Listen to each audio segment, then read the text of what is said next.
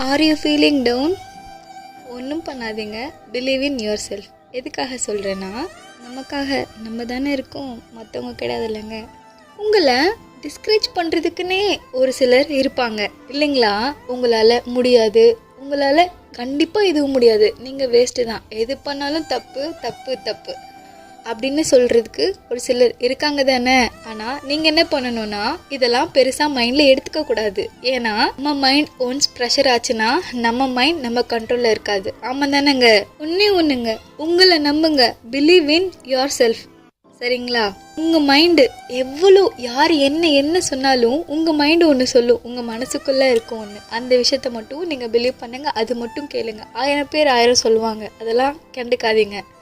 உங்களுக்காக நீங்கள் இருங்க. திரும்பவும் சொல்கிறேன், believe in your self, not others.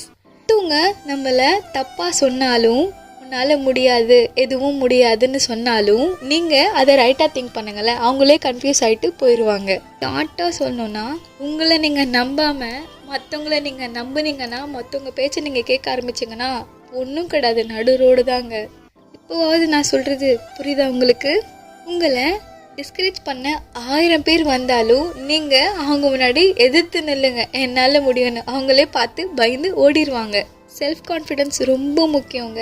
Self confidence இல்லைன்னா இங்கே ஒன்றுமே கிடையாது. செல்ஃப் கான்ஃபிடென்ஸ் இல்லாமல் இருந்தால் அப்புறம் ரோட்டில் போகிறவங்களாம் நம்ம வாழ்க்கையில் வந்து பேசுகிற மாதிரி ஆயிரும். இது தேவையா அப்படின்னு நான் சொல்லாமல் நீங்கள் திங்க் பண்ணுங்கள்.